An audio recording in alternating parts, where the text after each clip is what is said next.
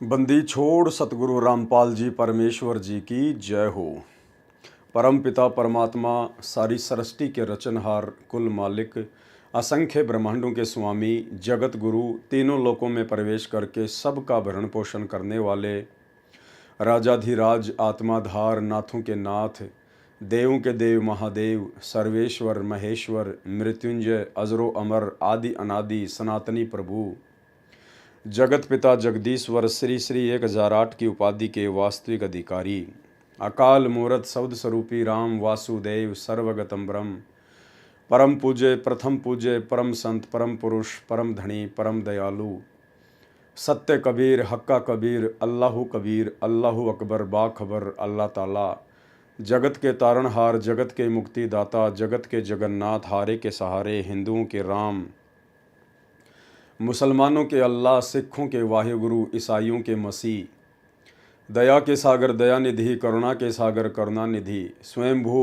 परिभू संकट मोचन कष्ट हरण मंगल करण दुख भंजन अविगत कबीर निर्विकार निर्विषम परमात्मा अलय अलेख सतगुरु आदि अनादि सतगुरु असली मर्यादा पुरुषोत्तम असली राम असली कृष्ण असली घनश्याम असली मुरारी राजाओं के राजा महाराजाओं के महाराजा शहंशाहों के शहंशाह सम्राटों के सम्राट भगवानों के भगवान अल्लाहों के अल्लाह मसीहाओं के मसीह सच्चे वाहिगुरु बाबाओं के बाबा पीरों के पीर सेठों के सेठ जगत सेठ सावड़सा सेठ सर्वगुण संपन्न अनंत कोटि कलाओं के स्वामी अनंत कोटि ब्रह्मांडों के नायक योगियों में महायोगी ध्यानियों में महाध्यानी सिद्धों में परम सिद्ध ज्ञानियों में तत्व ज्ञानी ब्रह्म ज्ञानी महाज्ञानी परम ज्ञानी सर्वश्रेष्ठ ज्ञानी विज्ञानी युवा कबीर समरथ कबीर असमवात अमित ओजा सच्चे रहनुमा करीम अल्लाह सुभान अल्लाह दुनिया के अंतिम पैगंबर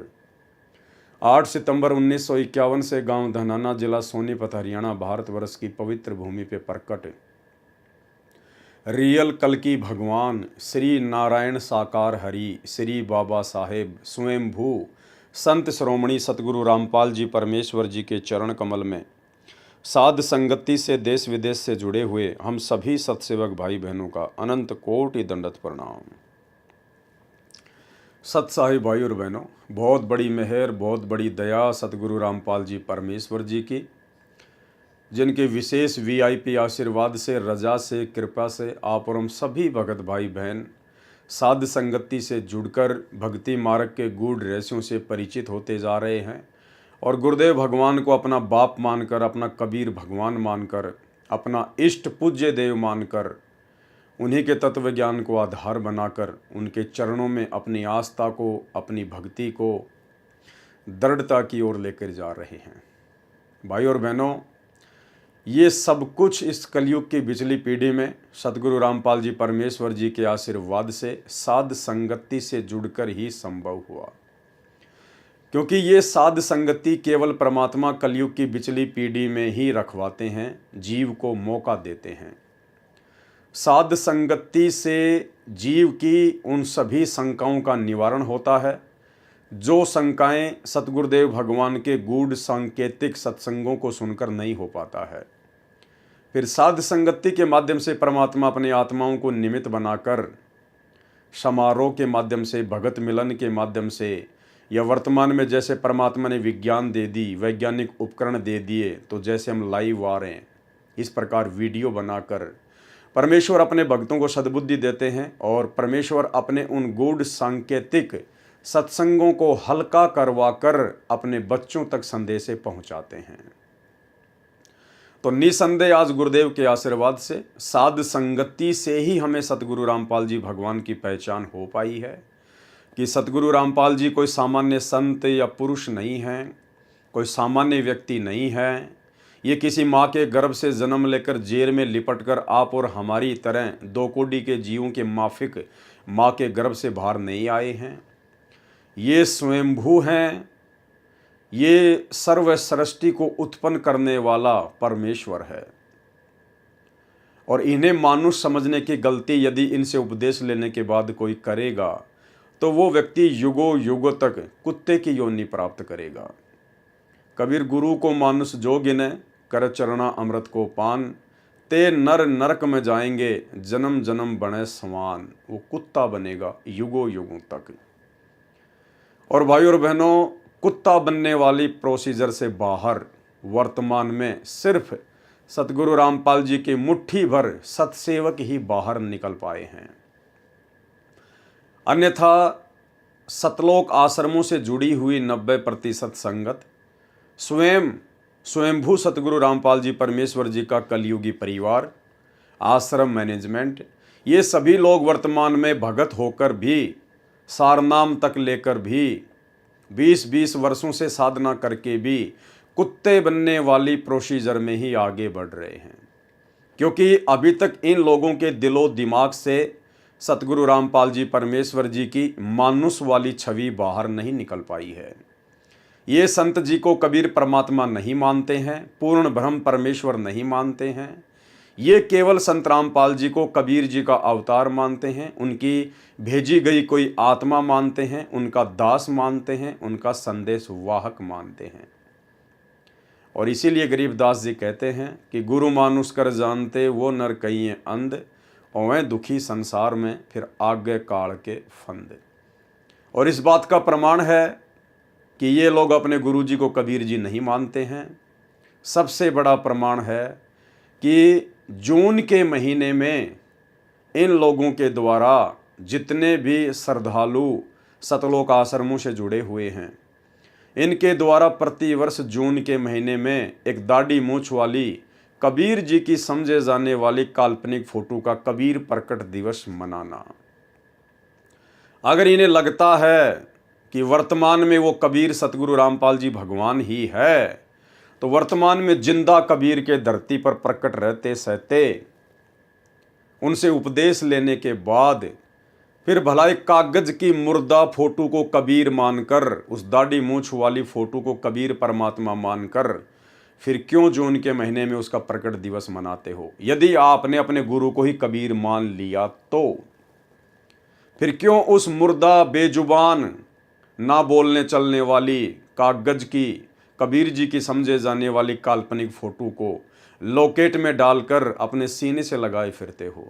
क्यों अपने घर पर दरबार साहिब में उस कागज की कबीर जी की समझे जाने वाली नकली फोटो को सजा के रखते हो? इसका मतलब आप लोगों ने अभी तक उस फोटो का पीछा नहीं छोड़ा है। आपकी आस्था उस नकली फोटो में अभी है, और जब तक आपकी आस्था उस कागज के टुकड़े में रहेगी, तब तक आप अपने गुरुजी को सौपन में भी कबीर परमेश्वर नहीं मान पाएंगे। और जब तक आप अपने गुरु को ही कबीर परमेश्वर नहीं मानेंगे, तब तक भक्ति करते करते भी आप जी कुत्ता बनने वाली ही प्रोसीजर में हैं। तो भाई और बहनों, बहुत बड़ी दया, बहुत बड़ी मेहर गुरुदेव भगवान की, जिन्होंने हमारी इस प्रकार की तमाम झूठी भ्रमणाओं को तोड़ दिया है साध संगति के माध्यम से। और हम जितने भी सत्सेवक भाई बहन हैं, हम अपने गुरुदेव सतगुरु रामपाल जी परमेश्वर जी के अलावा अपने घरों में, अपने दरबार साहिब में अन्य किसी की भी फोटो नहीं रखते हैं। हम केवल जयकारा भी अपने गुरुदेव भगवान का ही लगाते हैं, और इसके अलावा कबीर जी का लगाते हैं, क्योंकि स्वयं हमारे गुरुजी ही कबीर जी हैं, और वेदों में हमारे गुरुजी संत रामपाल जी का नाम कबीर जी हैं। नाम सत्य है, लेकिन वो दाढ़ी मूंछ वाली फोटो सत्य नहीं है, वो नकली है। और हम केवल ज्ञान को आधार बनाकर, गुरुदेव भगवान के हिसार जेल में रहते सहते घर को आश्रम बनाकर केवल अपनी भक्ति को निरंतर आगे बढ़ा रहे हैं। तो भाई और बहनों, ये बहुत बड़ी मेहर इस कलयुग की बिचली पीढ़ी में सतगुरु रामपाल जी परमेश्वर जी की विशेष वीआईपी रजा के बिना संभव नहीं है। और इस विशेष रजा के लिए हम गुरुदेव का जितना धन्यवाद करें उतना ही थोड़ा है।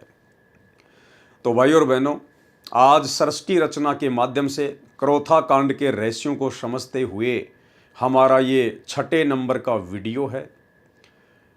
और यदि आपने 1 नंबर पार्ट से देखना शुरू नहीं किया है, यानी अभी तक आपने वीडियो नंबर 1 से लेकर 5 तक नहीं देखे हैं, तो आपको कुछ भी समझ में नहीं आने वाला है।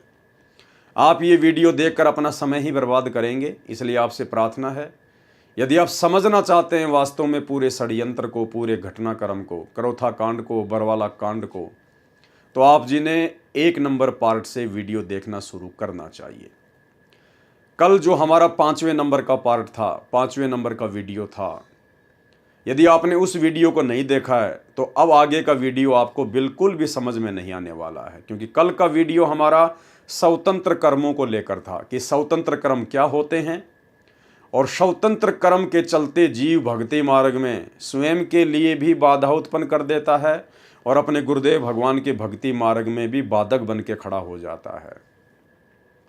और इसी स्वतंत्र कर्म का नतीजा था 2006 का करोथा कांड और 2014 का बरवाला कांड, और वर्तमान में बरवाला कांड के बाद से 2024 तक जिस प्रकार से संत रामपाल जी परमेश्वर जी की 90% संगत की आध्यात्मिक दृष्टि से दुर्गति की जा रही है, उनके खुद के कलयुगी परिवार के द्वारा, आश्रम मैनेजमेंट के द्वारा, ये सब कुछ उन भक्तों के अपने स्वतंत्र कर्मों का ही नतीजा है।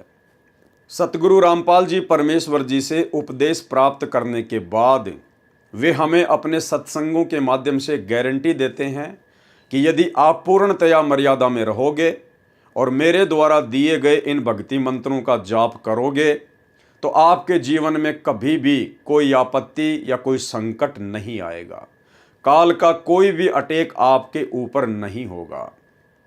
लेकिन भाइयों, सन 2006 में खुद संत रामपाल जी के ऊपर ही आपत्ति आ गई। सन 2014 में खुद संत रामपाल जी के ऊपर ही संकट आ गया। तो हम क्या समझे इस बात से? जो संत दूसरों को गारंटी देता है कि मेरे से उपदेश लेने के बाद और मर्यादा में रहोगे तो आप भक्तों के ऊपर भी कोई आपत्ति नहीं आएगी। हम भगत तो 2 कोटि के प्राणी हैं, 2 कोटि के जीव हैं, मिट्टी के पुतले हैं। लेकिन हमारे गुरुदेव भगवान तो स्वयं परमात्मा हैं, परमेश्वर हैं, अविनाशी हैं। फिर भला इन्होंने कौन सी मर्यादा तोड़ दी होगी जो सन 2006 में बरवाला कांड के माध्यम से उनके ऊपर आपत्ति आई और फिर 2014 में करोथा कांड के माध्यम से आपत्ति आई। भाई और बहनों, हमने इन बातों को समझना पड़ेगा। परमेश्वर जब इस काल के लोक में हम आत्माओं को निकालने के लिए आते हैं तो परमेश्वर का काल के साथ कुछ एग्रीमेंट होता है, और उसी एग्रीमेंट के तहत काल ने परमेश्वर से वचन लिया था कि परमेश्वर आप नीचे जाना, आप जीवों को केवल अपना ज्ञान समझाना, अपने भक्ति विधान के बारे में बताना, समझाना। यदि आपकी बात मान के आपको फॉलो करे, मर्यादा में रहे, केवल उसी आत्मा को आप सतलोक लेकर जाना, अन्य के साथ में जबरदस्ती ना करना। आप किसी भी आत्मा को जबरदस्ती दबाव देकर यहां से ना लेकर जाना। तो परमेश्वर ने कहा कि तथास्तु, ऐसा ही होगा। अब भाई और बहनों, वो क्या गलती थी और किसकी गलती थी जिसके चलते 2006 में करोथा कांड हुआ और 2014 में बरवाला कांड हुआ। 2006 में गुरुदेव को 21 महीने रोहतक की हिसार जेल में बैठना पड़ा और वर्तमान में पिछले 10 वर्षों से हिसार की जेल में बैठे हैं। क्या परमात्मा ने भी कोई मर्यादा तोड़ी है जिस कारण से उनके ऊपर आपत्ति आई है? भाई और बहनों, सृष्टि रचना के माध्यम से हमें ये सारी बातें समझ में आएंगी। उसी के ऊपर लगातार ये वीडियो बनाए जा रहे हैं।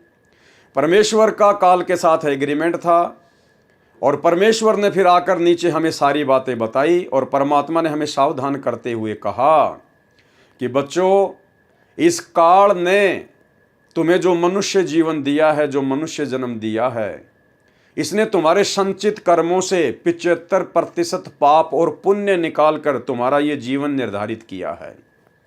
उसके बाद इसने 25% स्वतंत्र कर्म के माध्यम से तुम्हारे को छूट दे दी है।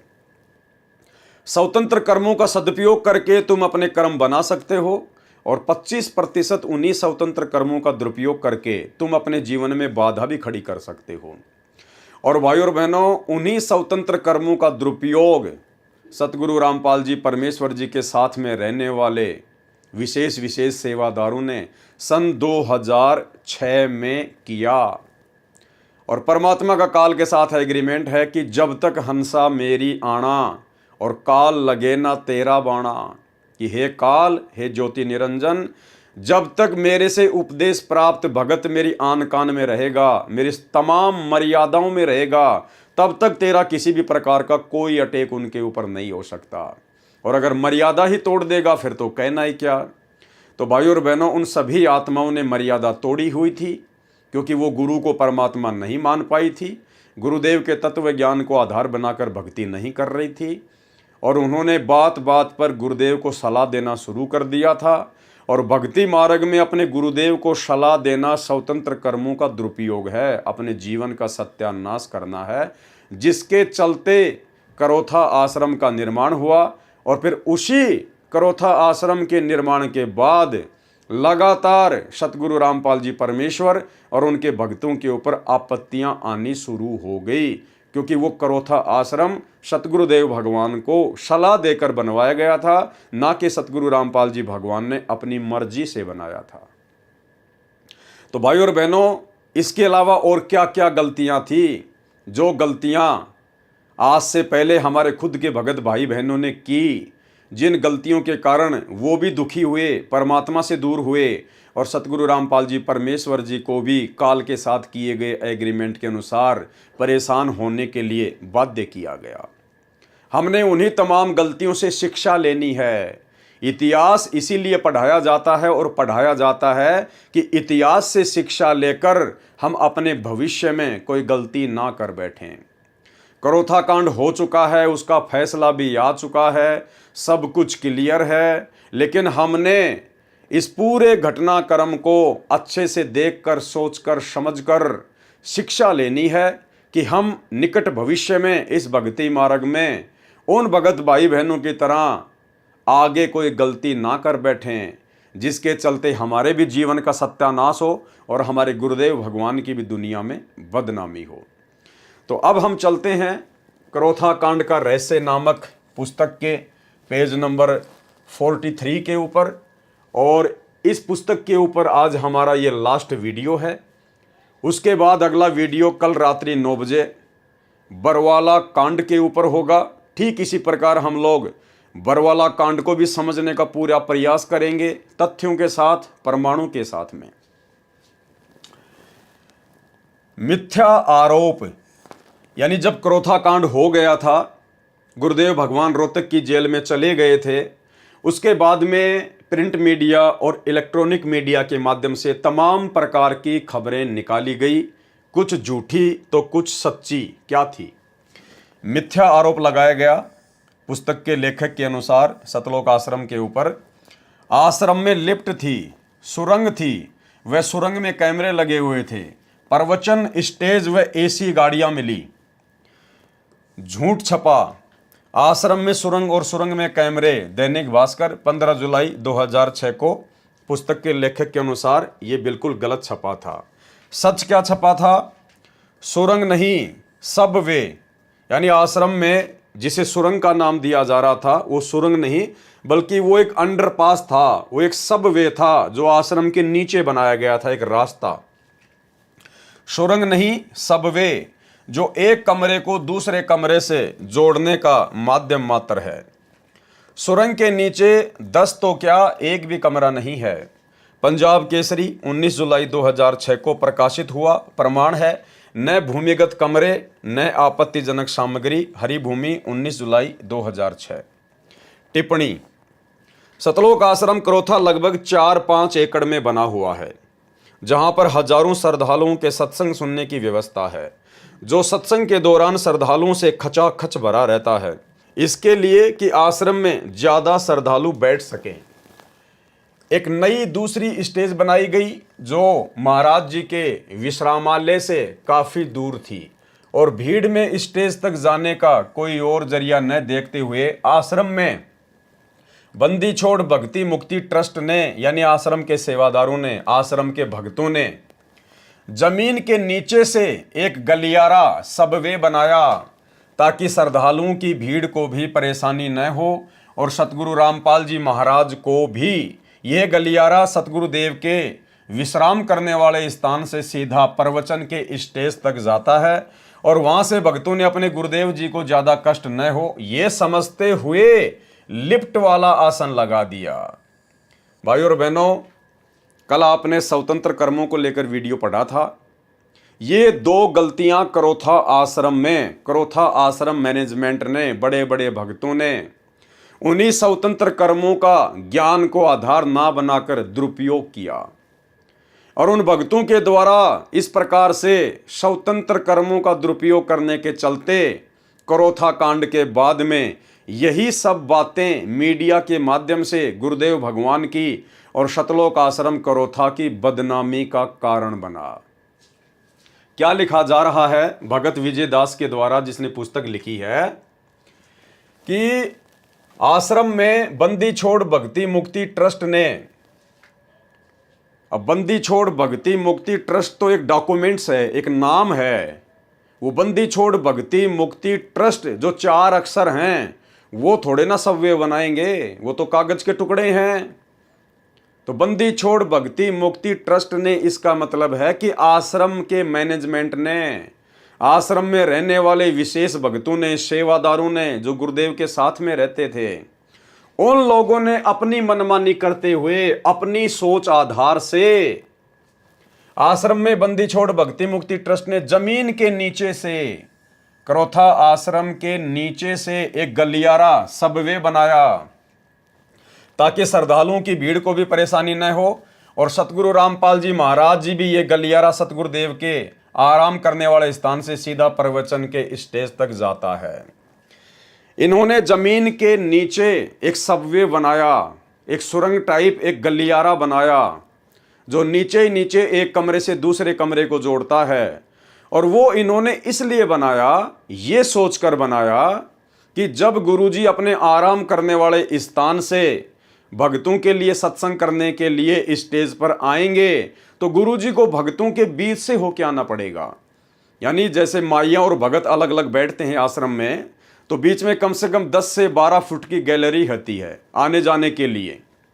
तो सतलोक आश्रम करोथा मैनेजमेंट ने यह सोचकर कि गुरुजी को भक्तों के बीच से ना आना पड़े, गुरुजी सीधे अंडरग्राउंड तरीके से अपने कमरे से और स्टेज तक आ जाएं। और फिर इन्होंने और क्या गलती कर दी, जमीन के नीचे से स्टेज तक आने के लिए इन्होंने एक लिफ्ट बना दी कि गुरुजी नीचे से लिफ्ट में बैठकर सीधे अपने प्रवचन वाले स्टेज पर आ जाएं। भाई और बहनों, इसकी कोई आवश्यकता नहीं थी, कोई आवश्यकता नहीं थी इसकी। ये स्वतंत्र कर्म था, स्वतंत्र कर्म, जिसकी छूट हमें काल भगवान ने दी है कि बेटा स्वतंत्र कर्म का सदुपयोग करेगा तो भक्ति बनेगी, दुरुपयोग करेगा तो भक्ति बिगड़ेगी। अरे ये तो बहुत अच्छी बात थी भाई, 4 या 5 एकड़ में पूरा आश्रम फैला हुआ है और मुश्किल से जहां पर गुरुजी आराम करते हैं वहां से जब गुरुजी सत्संग करने के लिए स्टेज पर आते हैं तो मुश्किल से 70 से 80 या 90 मीटर की दूरी गुरुदेव को चलकर तय करनी होती है। कितनी दूरी तय करनी होती है? लास्ट 100 मीटर की दूरी मान लीजिए आप। जहां पर गुरुदेव के आश्रम करने की जगह है वहां से लेकर प्रवचन करने की जगह मुश्किल से 100 मीटर की। और यदि वो जमीन के नीचे गलियारा नहीं बनाया जाता, सुरंग नहीं बनाई जाती, तो गुरुदेव क्या करते? गुरुदेव सत्संग में पांडाल के बीच से होकर आते, अपने भक्तों के बीच से होकर आते। अरे ये तो बहुत अच्छी बात थी, ये तो बहुत अच्छी बात थी। भाई बहनों को अपने गुरुदेव भगवान के दर्शन करने को मिलते, परमात्मा के दर्शन होते आते समय भी और जाते समय भी, भक्तों के भाव बनते, कोई दंडवत करता, कोई हाथ जोड़ के खड़ा होता। ये तो बहुत अच्छी बात थी भाई। गुरुदेव को इतना छुपाया क्यों जा रहा है? वो परमात्मा तो अपनी आत्माओं के लिए आता है, उनसे प्यार करने के लिए आता है, उनकी देख रेख के लिए आता है। और हम भी तो आश्रम में इसीलिए जाते हैं कि गुरुदेव के हमें दर्शन हो सकें, अन्यथा सत्संग तो सबके घर में है। आश्रम में केवल उनके दर्शनों के लिए जाते थे भगत, उनके मुख कमल से सत्संग सुनने के लिए जाया करते थे। तो ये इन लोगों का मनमाना आचरण था स्वतंत्र कर्मों के तहत, अन्यथा 100 मीटर की दूरी कोई ज्यादा नहीं होती है।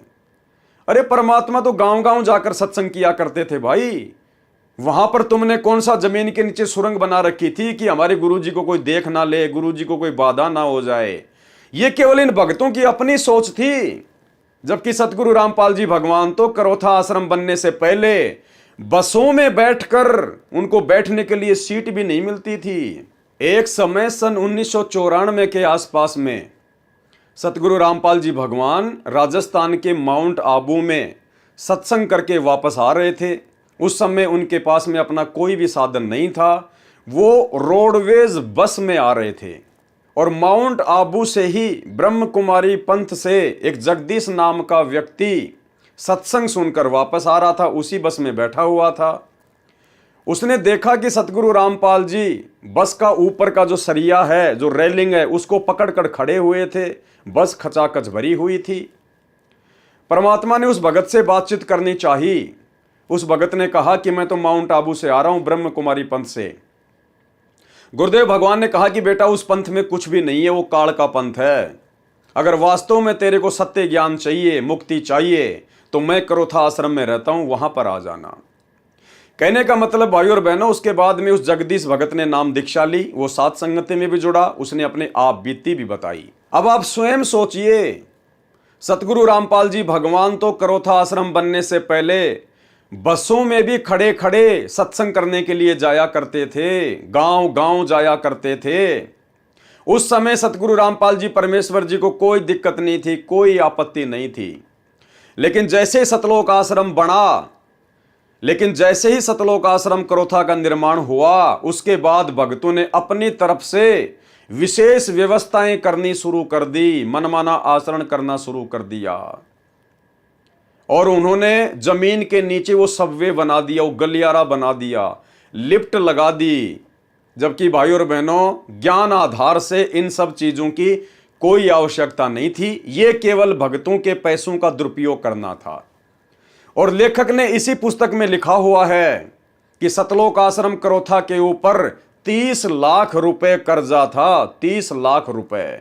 तो भाई, जब इस प्रकार से मनमानियां करोगे, अपनी तरफ से आवश्यकता से अधिक व्यवस्थाएं करोगे, तो कर्जा ही होगा और क्या होगा।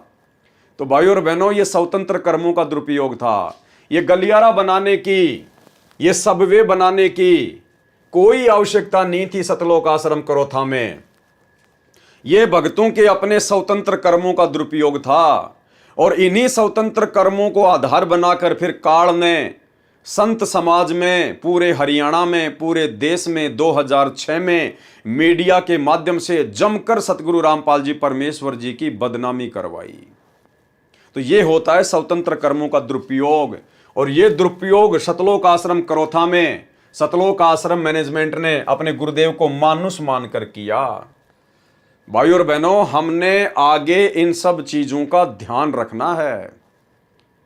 अगर परमेश्वर हमें इस प्रकार की कभी सेवा दें, हमारा कोई सौभाग्य जागृत हो, तो भाई और बहनों, हमने अपनी तरफ से एक कदम भी भक्ति मार्ग पर नहीं बढ़ाना है। एक कदम भी। जितना गुरुदेव भगवान ने हमें आदेशित कर दिया, निर्देशित कर दिया, केवल हमने उतना ही कार्य करना है। बाकी अपनी भक्ति, अपनी तरफ से भगत ने कोई दिमाग नहीं लगाना है, कोई डेढ़ शाना नहीं बढ़ना है। ये परमेश्वर का मार्ग है। वो अंतर्यामी है, उसको पता है कि कब क्या करना है, कब क्या नहीं करना है। परमेश्वर को सलाह देना, अपना सत्यानाश करना है। तो ये शिक्षा लेनी है आप और हम सभी भाई बहनों ने, हमारे पुराने भगत भाई बहनों की गलतियों से, कि भक्ति मार्ग में भगत की मनमानी नहीं चलती है। भक्ति मार्ग में यदि परमात्मा भगत को अपने आश्रम में रखता, अपने साथ में रखता है, तो केवल उसके शुभ कर्म बनाने के लिए रखता है। क्योंकि उन आत्माओं के संस्कार बहुत ही कमजोर होते हैं। परमात्मा उनको मौका देता है भक्ति के माध्यम से संस्कारों को मजबूत करने का। और वो आत्मा समझ बैठती हैं कि हम तो कोई विशेष आत्मा हैं, हम तो विशेष भगत हैं, जिस कारण से गुरुजी ने हमें अपने पास में रखा है। एक समय सतलोक आश्रम बरवाला में बिहार से एक 70-80 साल की बूढ़ी माई, जो पंडाल में बैठी रहती थी, दर्शनों के लिए गुरुदेव के पास लाइन में लग के गई। तो माई को भरम था। माई ने गुरुदेव से दर्शनों के समय कहा कि गुरुदेव, सबसे पहले तो यही भगत पार होंगे जो 24 घंटे आपके आगे पीछे घूमते रहते हैं, कोई बॉडीगार्ड बन के घूम रहा है। ये परमात्मा, ये तो दिन में 20 बार आपके हाथ से प्रसाद खाते हैं, दिन में 50 बार आपको दंडवत करते हैं, आप भी इनको आशीर्वाद देते रहते हो। मालिक, सबसे पहले तो यही पार होंगे। तो गुरुदेव ने माई से कहा कि माई, एक बात बता, डॉक्टर सबसे ज्यादा कौन से मरीज के पास में रहता है? ज्यादा देखभाल डॉक्टर कौन से मरीज की करता है? ज्यादा। बोला जी, उसी की करेगा जो ज्यादा सीरियस होगा, ज्यादा बीमार होगा, मरने की हालत में होगा। तो बोला माई ये जितने भी भगत जो मेरे आसपास आपको दिखाई दे रहे ना, ये सारे के सारे कोमा में हैं। आध्यात्मिक दृष्टि से ये तुम सबसे ज्यादा बीमार हैं। अगर मैं इनको अपने पास में ना रखूं तो काल इनको कब का उठा ले जाए, इनके संस्कार इतने कमजोर हैं। तो भाई और बहनों, हमने केवल अपने भगवान को देखकर और ज्ञान को देखकर ही भक्ति करनी पड़ेगी। भक्तों को देखकर भक्ति नहीं होती है कि ये भगत तो गुरु जी के साथ 24 घंटे रहता है, ये तो गुरु जी की गाड़ी चलाता है, ये तो गुरु जी के कपड़े साफ करता है, मैं इसके साथ रहूंगा तो मुझे लाभ मिलेगा, मुझे ज्ञान हो जाएगा। उल्टा नीचे गिरोगे भक्ति मार्ग में। गुरुदेव ने जो हमें मेडिसिन देनी थी वो दे दी, सत्संग दे दिए, 3 समय की आरती दे दी, जाप करने के लिए मंत्र दे दिए, 5 यज्ञ दे दी। हमने ये खुराक खानी है और अपना रोग कटवाना है। रोगी के साथ में रोगी की चापलूसी करके आप कभी भी स्वस्थ नहीं हो सकते। तो गुरुदेव भगवान के अलावा धरती पर जितने भी प्राणी हैं, रंग से लेकर राजा, ये सब आध्यात्मिक दृष्टि से रोगी हैं। सबको जन्म मरण का रोग लगा हुआ है और दवाई परमात्मा ने सबको समान रूप से दी है। अगर दवा खाएंगे तो रोग कटेगा, एक दूसरे रोगी की चापलूसी करने से कभी रोग नहीं कटता है। तो आप और हम भाई बहनों ने शिक्षा लेते हुए निकट भविष्य में इस प्रकार की गलतियां करने से बचना है।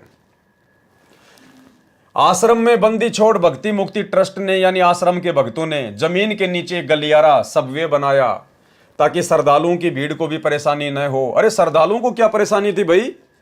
श्रद्धालुओं को तो खुशी होती। अगर हमारे गुरुदेव भगवान अगर हमारे बीच में से आते प्रवचन करने के लिए तो हमारी आत्मा तो गदगद हो जाती, दिल गार्डन गार्डन हो जाता। गुरुदेव के साक्षात 10-15 मिनट तक या 2-4 मिनट तक जब तक गुरुदेव आते हुए दिखाई देते, हमें उनके दर्शन होते। कबीरा दर्शन साधु का मुख पर बसे सुहाग, और दर्शन उन्हीं को होत है जिनके पूर्ण भाग। अरे ये तो हमारा परम सौभाग्य होता, उन आत्माओं का परम सौभाग्य जो उस समय थी, जो अपने गुरुदेव के 2 मिनट तक, जब तक वो 100 मीटर की दूरी पार करके आते, सबको आशीर्वाद देते हुए आते, कितना अच्छा लगता, सबकी आत्मा गदगद हो जाती। तो इसमें श्रद्धालुओं को दिक्कत कहाँ होनी थी? इसमें भक्तों को दिक्कत कहाँ होनी थी जो आप लिख रहे हैं? बोल रहे हैं कि हमने वो नीचे अंडरग्राउंड में वो गलियारा बनाया ताकि भक्तों को दिक्कत ना हो। अरे भगत कौन सा उस गलियारे में जाते थे, कौन सा उस गलियारे का यूज करते थे? और गुरुदेव हमारे बीच में से आते, सत्संग के बीच में से आते, कितना अच्छा लगता, कितने हमारे पुण्य बढ़ते उनके दर्शन करने से। तो भाई और बहनों, ये मनमाना आचरण था सतगुरु रामपाल जी परमात्मा का। वो गलियारा बनाने का, वो सुरंग बनाने का कोई आदेश नहीं था। इस परमेश्वर को चलने फिरने में कोई दिक्कत नहीं है। दुनिया बूढ़ी हो सकती है, दुनिया रोगी हो सकती है, दुनिया के हाड़ घोड़े ढीले हो सकते हैं, इस परमेश्वर के नहीं। परमेश्वर ने गोरखनाथ जी से कहा था, जब गोरखनाथ ने परमात्मा की उम्र पूछी तो परमेश्वर जी ने कहा था कि ना मैं बूढ़ा, ना मैं बालक, ना मैं भाट भिखारी, कहे कबीर सुनो रे गोरख, ये है उम्र हमारी, कि मैं तो युवा कबीर हूं, युवा कबीर समर्थ कबीर, ना मैं बच्चा हूं, ना बूढ़ा हूं, ना भाट हूं, ना भिखारी हूं। तो भाई और बहनों, सतलोक आश्रम करोथा में जमीन के नीचे वो सुरंग बनाना, वो गलियारा बनाना, सबवे बनाना और सुरंग वगैरह बनाना, ये सब कुछ अपनी तरफ से मनमानियां थी, स्वतंत्र कर्मों का दुरुपयोग था, जो आगे चलकर सतगुरु रामपाल जी भगवान की बदनामी का कारण बना। आश्रम में बंदी छोड़ भक्ति मुक्ति ट्रस्ट ने जमीन के नीचे एक गलियारा सबवे बनाया ताकि श्रद्धालुओं की भीड़ को भी परेशानी न हो, और सतगुरु रामपाल जी महाराज को भी ये गलियारा सतगुरुदेव जी के आराम करने वाले स्थान से प्रवचन करने के स्टेज तक जाता है, और वहां से भक्तों ने अपने गुरुदेव जी को ज्यादा कष्ट न हो ये समझते हुए लिफ्ट वाला आसन लगा दिया। मतलब गुरुदेव भगवान को नीचे अंडरग्राउंड से ऊपर स्टेज तक आने में ये कह रहे हैं कि कोई कष्ट ना हो, कोई संकट ना हो, कोई दुविधा ना हो। अरे अगर भाई साहब आप लोग अगर इतने ही गुरुदेव के प्रति चिंतित हो तो गुरुदेव उसके बाद 21 महीने रोहतक की जेल में बैठे, आपने कौन सी सुविधा उनको आपने उपलब्ध करवा दी? तुम्हारी मनमानियों के कारण गुरुदेव भगवान को दुखी होना पड़ा 21 महीने रोहतक जेल में। तुमने क्या सुविधा दी उनको? आज पिछले 10 साल से परमात्मा 10-12 की एक कोठड़ी में रोहतक जेल में बैठे हुए हैं, तुम लोगों ने क्या सुविधा दी उनको? तो भाई और बहनों, ये सारा का सारा मनमाना आचरण था जो आगे चलकर संत की बदनामी का कारण बना। और साथ में पौड़ी भी बनवा दी। अब बताओ, लिफ्ट भी बनवा दी और पौड़ी भी बनवा दी। भैया कोई बिल्डिंग बना रहे थे क्या? कोई अपार्टमेंट बना रहे थे क्या? जब आपने पौड़ियां बनवा दी, जब आपने सीढ़ियां बना दी, तो फिर सुरंग बनाने की जरूरत क्या थी? मुश्किल से 20 से 25 सीढ़ियां चढ़ के ऊपर आना होता था। अरे वो 20 से 25 सीढ़ियां ऊपर चढ़ के तो सतगुरु रामपाल जी भगवान 2010 से 2014 तक बरवाला आश्रम में भी तो आ रहे थे। अरे बरवाला आश्रम में भी तुमने उसी प्रकार से सब कुछ बनवा रखा है, लेकिन बरवाला आश्रम में ना तो तुमने जो है कोई लिफ्ट बनाई, ना तुमने कोई गलियारा बनाया। तो बरवाला आश्रम में भी तो उसके बाद गुरुजी पौड़ियां चढ़ के आते थे, तो बरवाला आश्रम में भी लिफ्ट लगवा देते गुरुदेव भगवान के लिए। लेकिन बाद में फिर सतगुरु रामपाल जी भगवान ने मना कर दिया कि नालायकों, तुम्हारी एक मनमानी के कारण, तुम्हारी 2006 की गलती के कारण समाचार पत्रों में इस कबीर परमात्मा की कितनी बेइज्जती हुई है, कितनी बदनामी हुई है। आगे से ऐसी गलती ना करना। लेकिन उसके बावजूद भी इन्होंने और अन्य प्रकार की बहुत गलतियां सतलोक आश्रम बरवाला में की, जिसके ऊपर हम कल रात्रि 9 बजे से वीडियो बनाकर चर्चा करेंगे। और साथ में पौड़ी भी बनवा दी, सीढ़ियां भी बनवा दी, ताकि एक विकल्प रहे। अगर कभी लिफ्ट खराब हो जाए तो सीढ़ियों से गुरुजी ऊपर चढ़ के चले जाएं। अरे तो दिक्कत तो हो ही गई। मान लीजिए किसी दिन लाइट नहीं आई, तो क्या गुरुजी प्रवचन नहीं करेंगे? उस दिन भी तो गुरुजी को लिफ्ट के बजाय सीढ़ियों से जाना पड़ेगा। तो क्या काम आई तुम्हारी लिफ्ट? तो ये मनमाना आचरण था भाई और बहनों। और परमात्मा के मार्ग में मनमाना आचरण नहीं चलता है। ये कोई सामान्य संत नहीं है, कोई सामान्य कोई काल का पंथ नहीं है। ये पूर्ण ब्रह्म परमात्मा है, सर्व सृष्टि का रचनहार है। और इसको ना समझ पाने के चलते ही जीव इस प्रकार की काल प्रेरणा से गलतियां कर बैठता है, जो गलतियां आगे चलकर जीव के लिए भी घातक होती हैं और सतगुरु के मार्ग में भी बाधा उत्पन्न कर देती हैं। सत्संग करने वाली स्टेज पर तीनों तरफ शीशे लगा रखे हैं, ताकि महाराज जी श्रद्धालुओं को तीनों तरफ से नजर आए। रात्रि सत्संग के समय सत्संग करने की स्टेज वाली शीशे की कुटिया में 500 वाट की ट्यूब रोशनी के लिए लगाई है, ताकि श्रोताओं को संत रामपाल जी महाराज स्पष्ट दिखाई दें। जिस कारण कुटिया में गर्मी अत्यधिक हो जाती है, इसलिए उसमें एसी का लगना भी अति आवश्यक है। इसमें कोई दिक्कत नहीं है। अच्छी रोशनी करना और गुरुदेव भगवान आराम से सत्संग करें, उसके लिए एसी लगाना, ये नॉर्मल बात है। इसमें कोई बड़ी बात नहीं है, बहुत अच्छा काम है। लेकिन वो लिफ्ट बनाना खाली 20-30 सीढ़ियों के लिए और खाली 100 मीटर की दूरी मुश्किल से तय करने के लिए सुरंग बना देना, यह समझदारी नहीं थी। इसलिए उसमें एसी का लगना भी अति आवश्यक है। वास्तविकता तो यह है, अब आप स्वयं विचार करें कि इसमें एसी कौन सी चीज है जो पुलिस नहीं जानती। आगे चलिए भाई और बहनों, फिर क्या न्यूज छपी? मिथ्या आरोप, ये संत है 400 कैंटर का मालिक। अखबारों में उसके बाद में न्यूज आई कि संत रामपाल जी 400 ट्रकों का मालिक है। कैंटर यानी बड़े बड़े जो ट्रक आते हैं, जो मालगाड़ी जैसे ट्रोले, कि संत रामपाल जी के पास में 400 कैंटर हैं, इनका ट्रांसपोर्ट का काम है। अब वो क्या था ट्रांसपोर्ट का काम, क्या थे वो कैंटर, किसके वो कैंटर थे, ये यहां पर लिखा गया है। मिथ्या आरोप, ये संत है 400 कैंटर का मालिक। झूठ छपा, क्या छपा झूठ? नया खुलासा, पूना में है ट्रांसपोर्ट का कारोबार। दैनिक भास्कर 17 जुलाई 2006 में टिप्पणी की है लेखक ने। यह खबर भी बिल्कुल गलत व झूठी है। संत रामपाल जी महाराज का ट्रांसपोर्ट तो क्या किसी भी प्रकार का कोई कारोबार नहीं है, जिसकी जांच पुलिस प्रशासन ने भी अच्छी तरह से कर ली है और आगे भी कभी भी कर सकती है। लेकिन कम से कम बिना जांच किए ही ऐसी निराधार खबर तो नहीं छापनी चाहिए। इसमें चाहे प्रशासन हो या मीडिया, ये सब उनके कर्तव्य के अनुरूप तो नहीं है और ऐसे जनता के साथ खिलवाड़ हो रहा है। अब क्या लिख रहा है लेखक? पूना में, यानी महाराष्ट्र शहर के पूना में सतगुरु रामपाल जी महाराज का एक शिष्य है, जिसका ट्रांसपोर्ट का कारोबार है।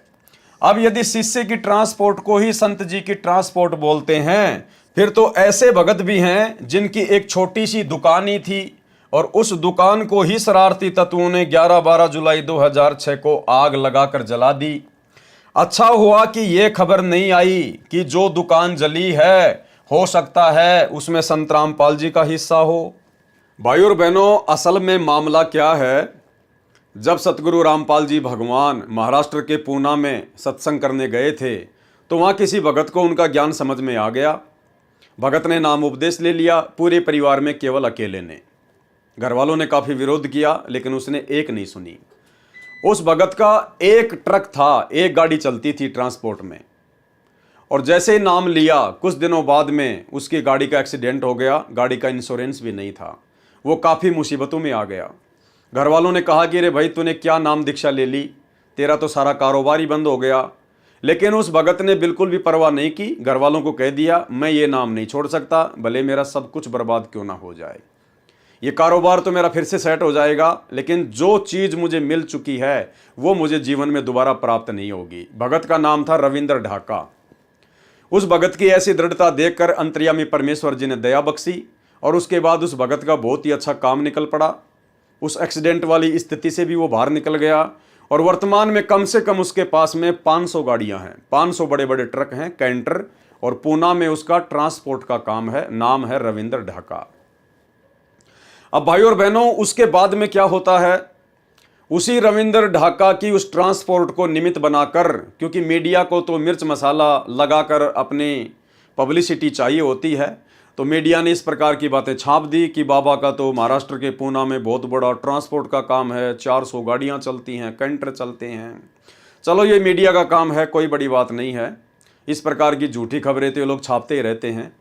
अब 2014 का फिर बरवाला कांड हुआ, और बरवाला कांड होने के 7-8 महीने तक संगत में किसी भी प्रकार की पैसे की कोई सेवा नहीं चली थी। बरवाला कांड के 7-8 महीने के बाद में सतलोक आश्रम मैनेजमेंट हरियाणा ने संगत से पैसा ऐंठना शुरू किया था गुरुदेव के आदेश की आड़ में। और सबसे पहले इन्होंने जो संगत में पैसे की सेवा चलाई थी वो एक जमीन के नाम पर चलाई थी, कि हमने बरवाला कांड से पहले बरवाला आश्रम के पास में 60 एकड़ जमीन का सौदा किया हुआ था। 32 करोड़ में 5 करोड़ हमने दे दिए थे, 28 करोड़ हमारे को और चाहिए। इस प्रकार से इन्होंने संगत से पैसे की सेवा शुरू की, और संगत ने, बेचारी भोली संगत ने, नादान संगत ने गुरुदेव का आदेश समझकर भाई और बहनों दिल खोलकर सेवा की। जबकि उस जमीन के विषय में दास के पास में गुरुदेव भगवान का हिसार जेल से आया हुआ लेटर है। उस लेटर में गुरुदेव भगवान ने स्पष्ट लिखा हुआ है कि उस जमीन का जो बयाना दिया हुआ था, या तो वो बयाना वापस ले लो, अगर नहीं देते हैं तो कोई बात नहीं है, आगे फिलहाल आपने जमीन नहीं खरीदनी है। इसके बावजूद भी इन लोगों ने संगत से उसी जमीन के नाम पर पैसा ऐंठा, और इन्होंने वो बयाना भी वापस ले लिया, लेकिन संगत को नहीं बताया। संगत को लगा कि जमीन की आवश्यकता है, गुरुजी का आदेश है, इसलिए संगत ने दिल खोलकर सेवा की। तो भाई और बहनों, उस सेवा से पहले गुरुदेव का छोटा भाई महेंद्र, जो कि भगोड़ा बन के घूम रहा था, बरवाला कांड के बाद में पुलिस से बचकर भाग रहा था, उसको कुछ पैसों की आवश्यकता पड़ी अपनी सेटिंगबाजी करने के लिए या जैसी भी थी। तो उसने इसी रविंद्र ढाका से कहा कि रविंद्र ढाका जी हमें कुछ पैसे चाहिए। तो रविंद्र ढाका ने उसको मना कर दिया, बोलो भैया तू मेरा गुरु थोड़ी है। अरे मैं आश्रम में दान करता था तो मैं अपने गुरुजी को करता था, मेरे गुरुजी थे उस समय। तू भाई मेरा गुरु थोड़ी है जो मैं तेरे को पैसा दे दूं, तो मेरा गुरु भाई है, मैं कोई मूर्ख थोड़ी हूं। गुरु बिन दान पुण्य जो करी ही मिथ्या होए कबू न फल ही। तो रविंद्र ढाका और महेंद्र की आपस में खींचातानी हो गई। अब चूंकि महेंद्र सतगुरु रामपाल जी परमेश्वर जी के कलयुगी परिवार का हिस्सा है, उसके ऊपर संगत ज्यादा विश्वास करेगी नादानी में। तो सतगुरुदेव के छोटे कलयुगी भाई महेंद्र ने हिसार जेल का नाम बताकर और एक झूठा लेटर उस रविंद्र ढाका के नाम पर निकाल दिया कि भाई हिसार जेल से गुरुजी ने तेरे नाम का लेटर लिख के भेजा है, और ये लेटर पढ़ ले, इस लेटर में क्या लिखा हुआ है। भाई और बहनों, वो लेटर दास अब आपको पढ़ाएगा। 2015 का वो लेटर है, और दास के पास में 2014 बरवाला कांड के बाद से सारे एविडेंस है, सारे सबूत हैं, जो जो गलतियां इन्होंने की नादानी में, वो लेटर दास आपको दिखाएगा। उस लेटर को पढ़ने के बाद में भाई और बहनों, आप जी खुद निर्णय कर लेना कि आपके सर्व समर्थ गुरुदेव भगवान को, आप और हमारे पूज्य परमेश्वर जी को उस लेटर के माध्यम से मात्र 50 लाख रुपए के लिए कितना बेबस और लाचार दिखाया गया है। कितना बेबस और लाचार। गुरुदेव प्रार्थना कर रहे हैं उस रविंद्र ढाका से उस लेटर में कि भाई मुझे उधार दे दे, उधार। क्या ये परमात्मा उधार मांगेगा क्या? जो तीनों लोकों में प्रवेश करके सबका भरण पोषण करता है, ये उधार मांग के अपनापन चलाएगा? ये उधार मांग कर अपना काम करेगा क्या? जो दुनिया को हीरे मोती लाल देता है ये उधार मांगेगा? लेकिन इनके नाम से वो लेटर निकाला गया। तो सोचिए गुरुजी का परिवार गुरुजी को क्या मानता है? मानुष से ज्यादा नहीं मानता। देखिए वो लेटर, ये है भाई और बहनों वो लेटर। अब काफी बार इसको इधर उधर करते समय थोड़ा सा ये धुंधला सा हो गया है, लेकिन फिर भी आपको दिखाई दे रहा होगा। सर्व भक्तों से निवेदन, पता चला है कि सेवादार आपस में मिलकर नहीं चल रहे। यानी महेंद्र ने अपनी सूझबूझ से बाहर की परिस्थितियों को देखकर लिखा गुरुदेव के नाम की तरफ से कि भाई गुरुजी कह रहे हैं कि मुझे पता चला है कि सेवादार आपस में मिलकर सेवा नहीं कर रहे। क्योंकि बरवाला कांड के बाद में भाई और बहनों राग द्वेष ईर्ष्या ज्यों की त्यों थी इनके अंदर, जैसा बरवाला आश्रम में थी। पता चला है कि सेवादार आपस में मिलकर नहीं चल रहे हैं। आप मिलकर सेवा करो। आपको पता है कि हम किस भयंकर दौर में हैं। समुद्र में नौका है, आप उसमें लड़ रहे हो, इसलिए आप स्वयं ही डूबोगे। शांति से रहो, मेरी आत्मा मत दुखाओ। ये दास तो आप पर बहुत उम्मीद लगाए बैठा है। मेरी आशाओं और 21 वर्ष की मेहनत पर पानी न फेरो। विजय निकट है। विश्व भर का मानव आपका सदा ऋणी रहेगा। यानी इस प्रकार की बातें उस महेंद्र के द्वारा लिखना गुरुदेव की आड़ में रविंद्र ढाका से 50 लाख रुपए ऐंठना था। सरकार मैदान छोड़ने वाली है। अब बताओ भाई और बहनों, अगर ये गुरुदेव का लेटर होता तो उनके वचन कभी फैल नहीं हो सकते, मिथ्या नहीं हो सकते। सरकार ने तो आज तक अपना मैदान नहीं छोड़ा, 10 साल हो गई। तो ये किसके द्वारा लिखा गया होगा ये लेटर?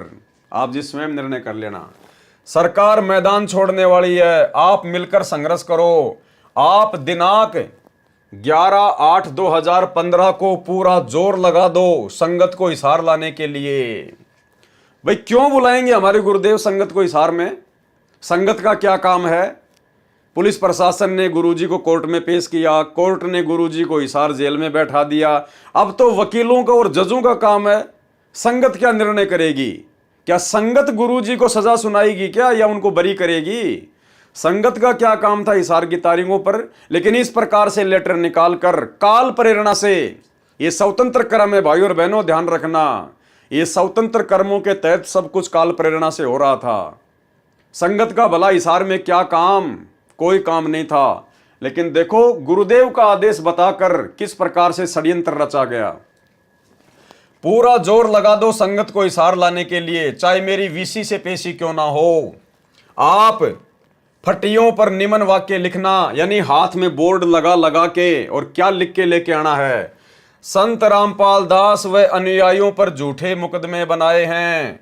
अब भाई हम अपने गुरुजी के नाम के आगे दास कैसे लगा सकते हैं? हम अपने गुरुजी के नाम के आगे अपने हाथ से संत रामपाल दास कैसे लिख सकते हैं? ये विचार करने की बात है। संत रामपाल दास व अनुयायियों पर झूठे मुकदमे बनाए हैं। न्याय के मंदिर में बैठे जज देवताओं न्याय की उम्मीद लेकर आए हैं। अब देखो यहां पर जजों को क्या कहा जा रहा है? देवताओं। जबकि 2014 बरवाला कांड से पहले तो उन्हीं जजों के खिलाफ पुस्तकें छापी गई, पता नहीं क्या क्या बातें उनके खिलाफ लिखी गई। भ्रष्ट है, भेड़िया है, पता नहीं क्या क्या उनको भड़का दिया गया बरवाला कांड करवाने के लिए स्वतंत्र कर्मों के तहत। अब यहां पर जजों के लिए महेंद्र जी देवता शब्द का यूज कर रहे हैं और कह रहे न्याय की उम्मीद लेकर आए हैं। नंबर 2, हे सरकार में बैठे अंधे गूंगे बहरे नेताओं, काला इतिहास बन जाएगा। सता रहे हो निर्दोष संत और भक्तों को, तुम्हारा कुल का नाश हो जाएगा। नंबर 3, याद ताजा कर दी रावण कंस हिरणाकुश के अत्याचारों की, कभी सुनेगा भगवान हम निर्दोष बेसहारों की। नोट, आप छोटा सा पैम्पलेट बनाकर भी ये वाक्य बांट सकते हो। 30/7/2015 को, 31/7/2015 को यदि आप उचित समझें तो ऊपर लिखे वाक्यों को पंपलेट उसमें यह लिखकर कि कृपया जाने बरवाला की घटना का सच, पुस्तक बरवाला कांड की घटना की सच्चाई से आप हिसार कोर्ट से सब जजों के कार्यालय में ये पंपलेट तथा पुस्तक बरवाला की घटना की सच्चाई बांट सकते हैं। डरना नहीं है, कुछ बहनें भी इस कार्य को कर सकती हैं, जिनको जेल भी जाना पड़े तो कोई परेशानी न हो। देखो, परमात्मा इस प्रकार से नहीं करवा सकते अपने बच्चों से भाई और बहनों, और ना परमात्मा ये लिखेंगे कि जेल जाना पड़ जाए तो कोई दिक्कत नहीं है, क्योंकि जेल तो हो चुकी गुरुदेव भगवान को, जो होना था वो तो हो गया। अब भगत उसमें क्या कर सकते हैं? भगत केवल गुरुदेव का ज्ञान प्रचार कर सकते हैं, बैठ के अपनी भक्ति कर सकते हैं। बहनें तथा ऐसे ही भगत भाई, निडर होकर यह पुस्तक जजों की मेज पर रखो। पंपलेट में आप ये वाक्य भी लिख सकते हो कि फटियों तथा बैनरों पर प्रिंट कर रखे हैं। पुस्तक बरवाला की घटना की सच्चाई जो पहले छपा रखी है वह भी चलेगी, तथा बाद में भविष्यवाणियां लिखने को कहा था वह भी चलेगी। भिवानी वाले भक्तों से कहो कि वे आपसी खींचातानी करके कर्म खराब न करें। बहन अनीता को कहो कि वह अपने पति को कुछ भी कार्यक्रम की जानकारी ना दे। आप भगत नानक भिवानी वाले को न बदलें, क्योंकि बात तो अनीता का पति खराब कर रहा है। उनको अपने कार्यक्रम की जानकारी ना दें। यदि आप समझे कि कोऑर्डिनेटर बदलना अनिवार्य है तो बदल दें। यानी सब कुछ गुरुजी के नाम की आड़ में महेंद्र कर रहा था। सब कुछ, किसको बदलना है, किसको चेंज करना है, संगत में आपस में कौन राग द्वेष कर रहा है, किसको हटाना है, किसको लगाना है।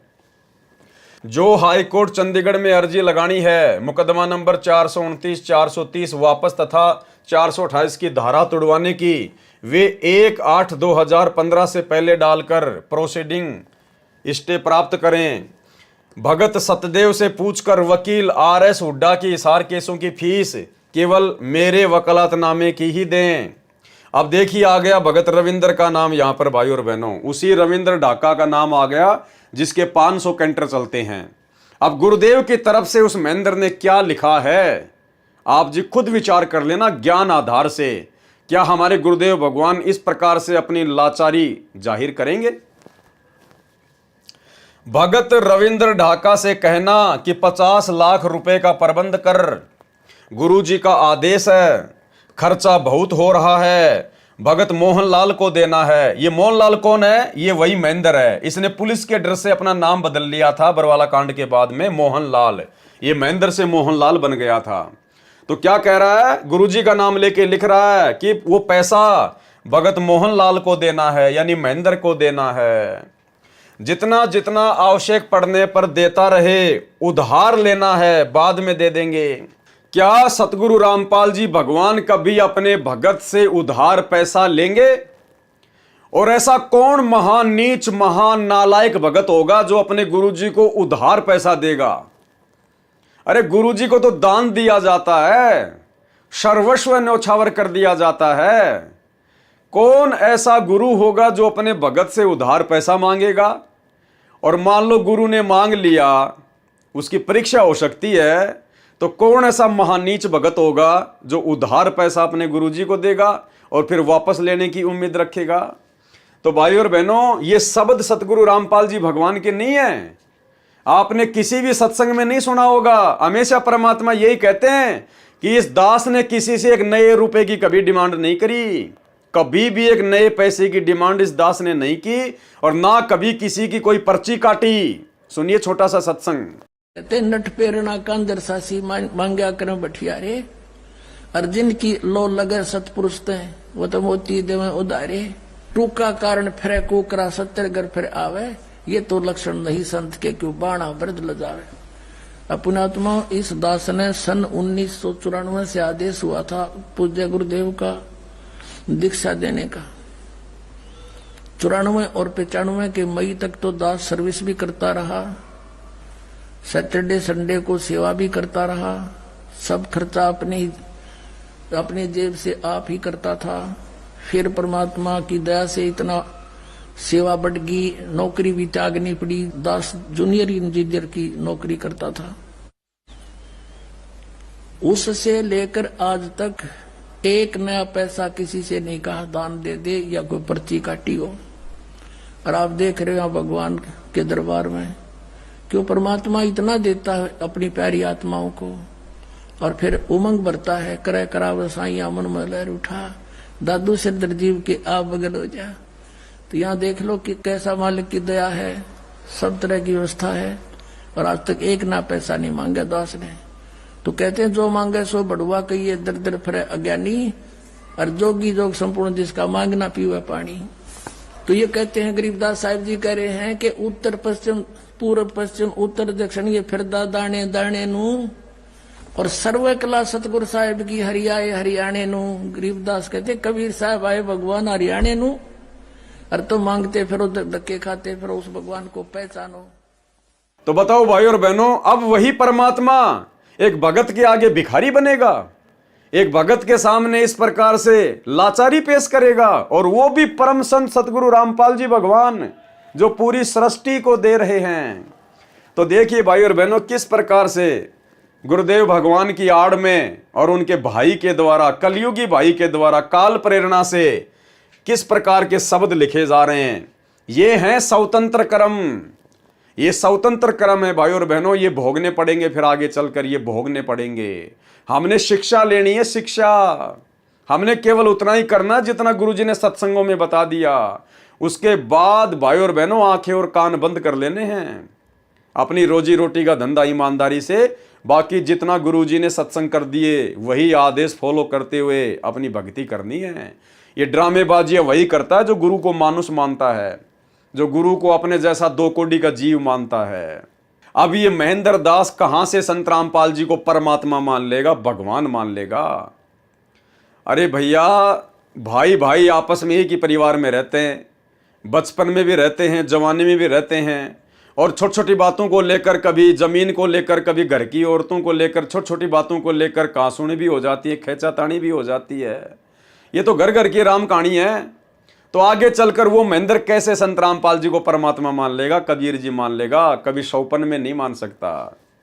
तो गुरु को मानुष मानने के चलते स्वतंत्र कर्मों का दुरुपयोग करते हुए यहां पर इस प्रकार की बातें लिखी जा रही हैं। भगत रविंद्र ढाका से कहना कि 50 लाख रुपए का प्रबंध कर, गुरुजी का आदेश है, खर्चा बहुत हो रहा है, भगत मोहनलाल को देना है, जितना जितना आवश्यकता पड़ने पर देता रहे, उधार लेना है, बाद में दे देंगे उसको। नोट आगे क्या कहा गया, फिर महेंद्र के द्वारा रविंद्र ढाका को डराया गया है कि पैसे नहीं देगा तो फिर देख ले। नोट, रविंद्र ढाका क्या उत्तर देता है मुझे बताना। कोर्ट में पुस्तक बरवाला कांड की घटना बांटने के लिए सीमा जयपुर, रानी पानीपत और जो भी बहनें आश्रम में रहती थी वे सेवा कर सकती हैं। गुरुजी कभी भी अपनी शिष्या के लिए बहन शब्द का यूज नहीं करेंगे। गुरुजी बहने शब्द का यूज नहीं करेंगे, क्योंकि उन लड़कियों की उम्र 2014 बरवाला कांड के समय मात्र 20 या 25 साल की थी।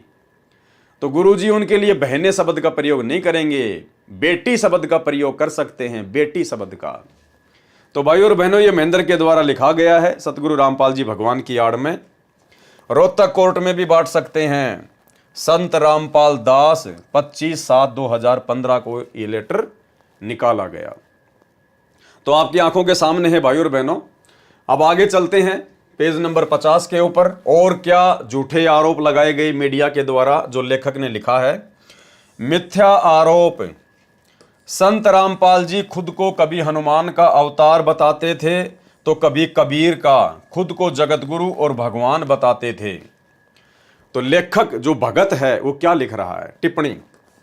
संत रामपाल जी के सत्संग की सैकड़ों वीडियो सीडी, ऑडियो कैसेट व ऑडियो सीडी बनी हुई हैं और भगत समाज में वितरित हो चुकी हैं, और 5-6 पुस्तकें भी छपी हुई हैं, वो भी भगत समाज में वितरित हो चुकी हैं। कोई भी व्यक्ति महाराज जी के मुख से कहा हुआ कि मैं भगवान हूँ, मैं जगत गुरु हूँ, या मैं स्वयंभू हूँ, या मैं कबीर साहिब का अवतार हूँ, या हनुमान का अवतार हूँ आदि प्रमाणित करे और समाज के सामने लाए तो जाने।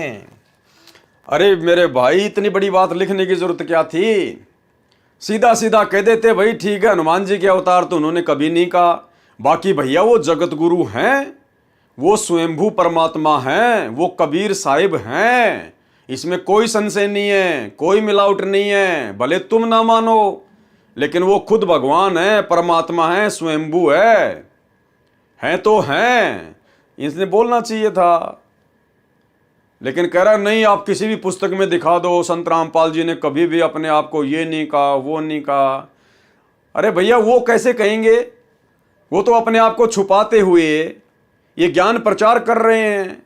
अगर सन 1994 में संत रामपाल जी कहने लग जाते कि मैं कबीर हूं, तो तुम भी नहीं मानते। जो आज तुम ये पुस्तक लिख रहे हो ना उनकी शरण में आके, तुम भी इस बात पे यकीन नहीं करते और उनके प्रवचन तक नहीं सुनते कि बड़ा घमंडी आदमी है, खुद को कबीर जी कहता है। तो भाई और बहनों, परमात्मा ने स्वयं कबीर होते हुए भी अपने आप को कबीर का दास बताकर आप और हम आत्माओं तक अपना ज्ञान पहुंचाने के लिए उन्होंने लीला की भूमिका की। तो भाई, इसमें डरने की क्या आवश्यकता थी? साफ साफ कह देता भैया हमारे गुरुजी भगवान है, परमात्मा है, इसमें क्या दिक्कत है? प्रमाणित करें और समाज के सामने लाएं तो जाने। महाराज जी अपने आप को जगत गुरु, मैं भगवान हूं आदि न बताकर अपने आप को कबीर साहब का कुत्ता बताने का तो अनेकों जगह प्रमाण है। अरे ये लिखने की क्या आवश्यकता थी भाई? लेकिन जैसे आरोप लगाए गए हैं ऐसा प्रमाण तो एक भी जगह नहीं मिलता। जगत गुरु का जो प्रकरण है वह महाराज जी स्वयं नहीं लिखते, अपितु उनके शिष्य अनुयायी अपने गुरुदेव के ज्ञान को देखते हुए जगत गुरु कहते हैं और कहते रहेंगे। वे इन्हें कौन भगत, वे इन्हें स्वयं कबीर साहिब आया हुआ मानते हैं और मानते रहेंगे। देखो भाई और बहनों, ये होता है केवल जुबान से कहना। 2006 करोथा कांड के बाद में आश्रम मैनेजमेंट लिख रहा है कि हम उनके भगत संत रामपाल जी को स्वयं कबीर साहिब आया हुआ मानते हैं और मानते रहेंगे। वे इन्हें स्वयं कबीर साहिब आया हुआ मानते हैं और मानते रहेंगे। लेकिन कहां माना तुम लोगों ने? अरे कहां माना? करनी तज कथनी कथ है, अज्ञानी दिन रात, कुत्ते जूं भौंकत फिरे, सुनी सुनाई बात है। अगर तुम भक्तों ने सतगुरु रामपाल जी को कबीर साहिब मान लिया होता तो तुम तो आज 2024 में भी मेरे भाई, अभी थोड़े दिन पहले जून के महीने में तुमने उस दाढ़ी मूंछ वाली कबीर जी की समझे जाने वाली नकली बनावटी कागज की फोटो का प्रकट दिवस मनाया है। तुम तो आज भी उस मुर्दा फोटो को कबीर साहिब मान रहे हो, ना कि जिंदा सतगुरु रामपाल जी भगवान को।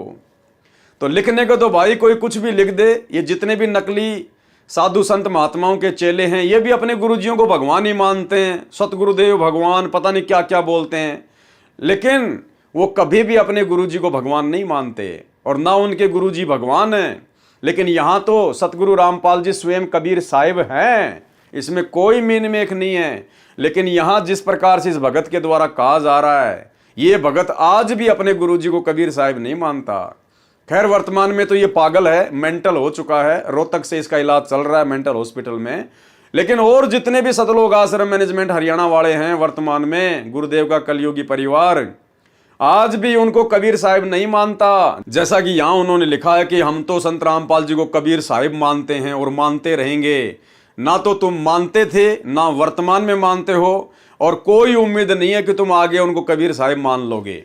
अगर मान लेते तो फिर वो कागज के टुकड़े कबीर जी की समझे जाने वाली दाढ़ी मूंछ वाली फोटो को अपने घर में नहीं रखते और ना तुम जून के महीने में उसका कबीर प्रकट दिवस मनाते।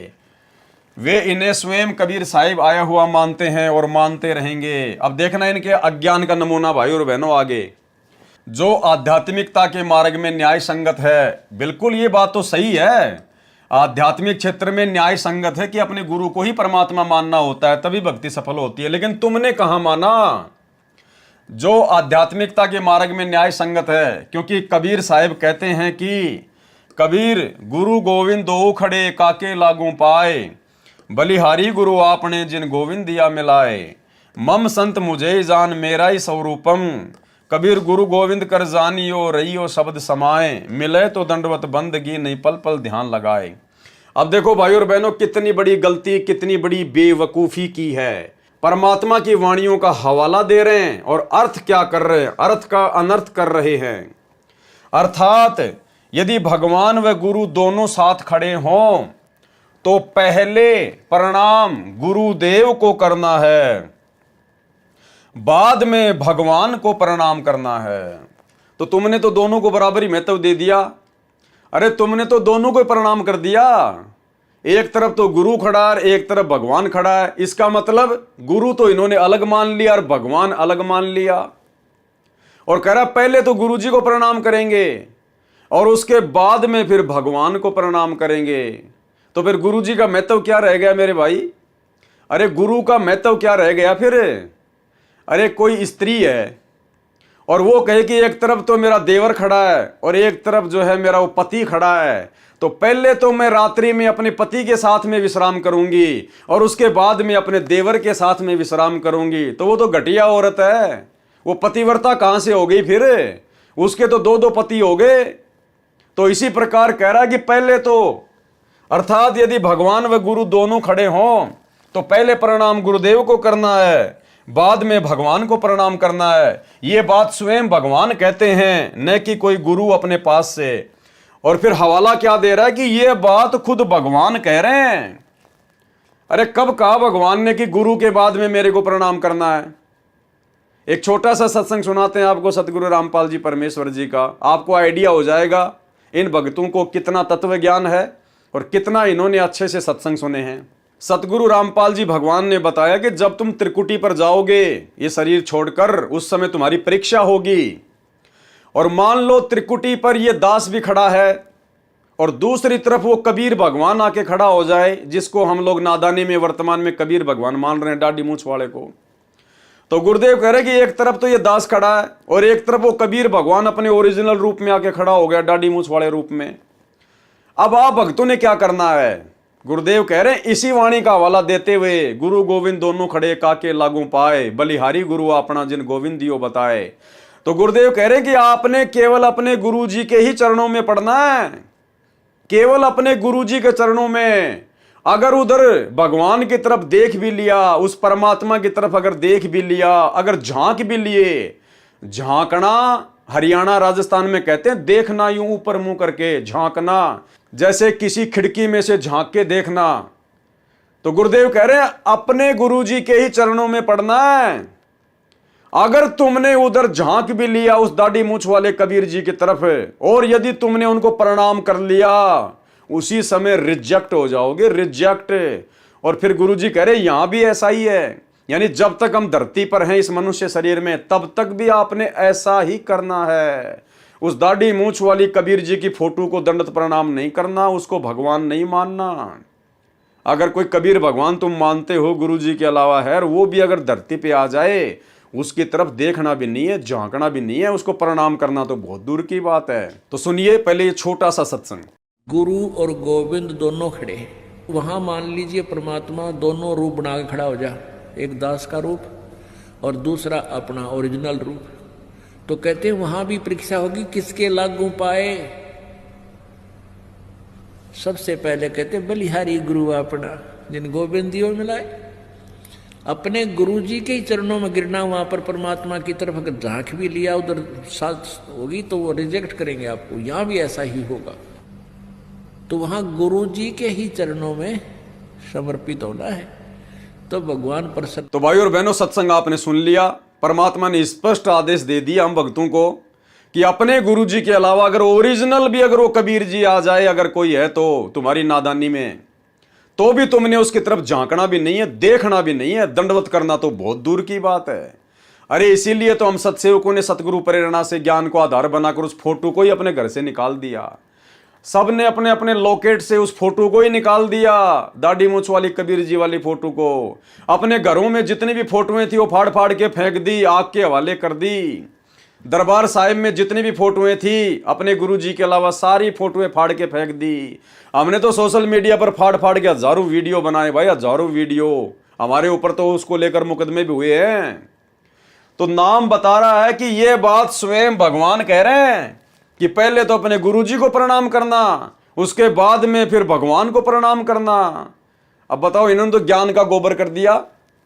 अब भाई और बहनों, अगर इनकी बातों को अगर महत्व दिया जाए, अगर इस भगत की बात को सत्य मान लिया जाए, तो हम तो त्रिकुटी पर फेल हो जाएंगे। क्योंकि गुरुजी तो मना कर रहे हैं कि अपने गुरुजी के अलावा उस कबीर भगवान को भी प्रणाम नहीं करना, और ये भगत कह रहा है कि आपने अपने गुरुजी के बाद में फिर उस कबीर जी को भी प्रणाम करना है। तो हम तो मार खा जाएंगे। तो ये है स्वतंत्र कर्म। ये पुस्तक लिखना इस भगत का स्वतंत्र कर्म है, कोई गुरुजी का आदेश नहीं। गुरुजी को सलाह दी गई होगी रोहतक जेल में जब मिलने जाया करते होंगे तो गुरुजी को सलाह दी गई होगी, जो सलाह उन्होंने करोथा आश्रम के समय दी थी करोथा आश्रम बनाने के लिए, ऐसे इन्होंने गुरुजी को सलाह दी, उनसे प्रार्थना की गई होगी कि हम एक पुस्तक लिखना चाहते हैं। तो परमात्मा का तो काल के साथ एग्रीमेंट है भैया, वो तो चाहे तुम गोबर खाओगे, अगर गोबर खाने के लिए भी अगर तुम प्रार्थना करोगे तो गुरुजी मना नहीं करेगा। गुरुजी ये कहे अगर बहुत अच्छी बात है यार, गोबर तो बहुत मीठा होता होगा, खा ले, गुरुजी मना नहीं करेंगे। गुरुजी ने ज्ञान दे दिया, अब आपने जो करना है वो करो, आपके कर्म आपके साथ में। तो भाई और बहनों, ये पुस्तक का लिखना स्वतंत्र कर्म है, और स्वतंत्र कर्मों के तहत अगर इस भगत की बात को मान लिया जाए तो भगत का तो सत्यानाश हो जाएगा, भगत तो त्रिकुटी पर फैल हो जाएगा, उसके तो जीवन का नाश हो जाएगा। तो देखो काल ने कितनी बड़ी गलती यहां करवा दी इस पुस्तक के माध्यम से। तो भाई और बहनों, हमने केवल अपने गुरुदेव के सत्संगों की माननी है। अब देख लीजिए बड़े बड़े भगत, अब जिसने ये करोथा कांड का रहस्य नामक पुस्तक लिखी है, अब संगत की नजरों में तो बहुत बड़ा हीरो होगा, बहुत बड़ा भगत होगा। अब ये भगत तो संगत की ऐसी तैसी कर देगा, अगर इसकी बात को अगर महत्व दे दिया जाए तो ये तो मरवा देगा भक्तों को, काल के हत्थे चढ़वा देगा। तो भाई और बहनों, हमने शिक्षा लेनी है, शिक्षा। ये वीडियो सात संगति के माध्यम से सतगुरु रामपाल जी भगवान अपनी विशेष रजा बख्श के बनवा रहे हैं। ये बड़ी बड़ी बातें, बड़ी बड़ी भक्तों की गलतियां आप लोगों के सामने निकल के आ रही हैं। किस लिए? ताकि हम सावधान हो जाएं, अब आगे हम वो गलतियां करने से बचें जो गलती हमसे पहले हमारे गुरु भाई बहन कर चुके हैं, जिसकी सजा वो खुद भी भोग चुके हैं और परमात्मा को भी उन्होंने दुखी किया। तो हमने शिक्षा लेनी है, शिक्षा, गलतियां करने से बचना है। पेज नंबर 57, करोथा कांड का रहस्य।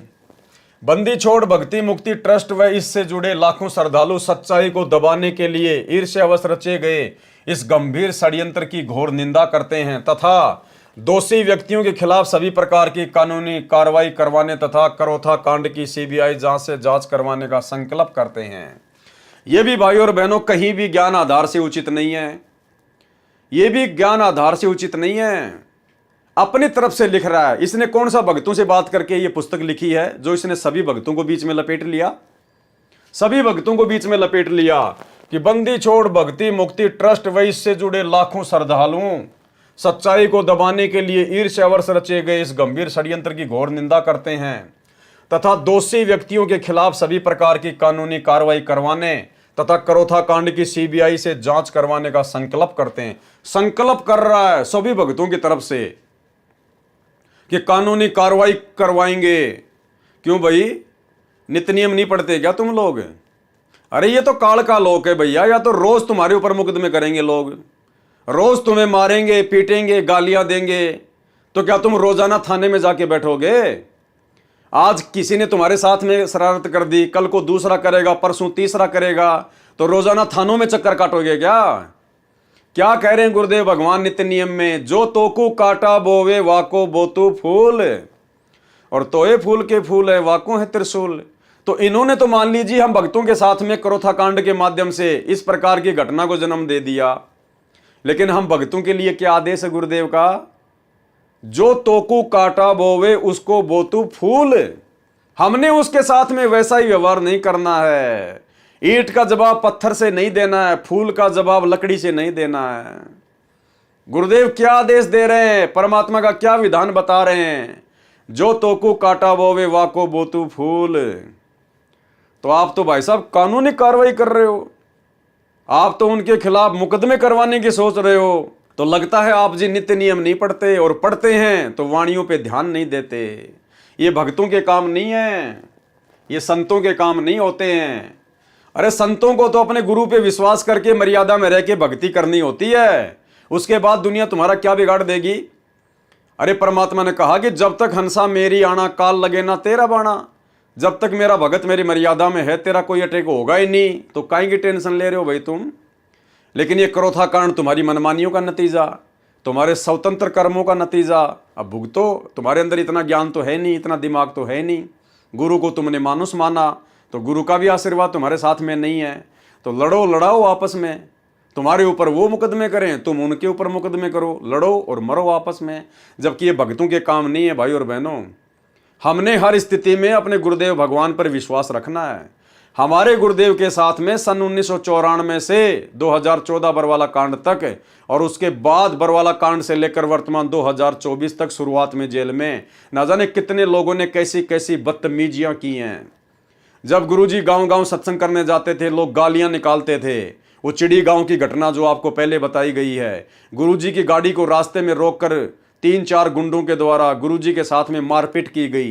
गुरुजी से कान पकड़वा कर उठक बैठक निकलवाई गई। जमीन में नाक से 7 लकीरें निकलवाई गई कि दोबारा इस गांव में नहीं आएगा सत्संग करने के लिए।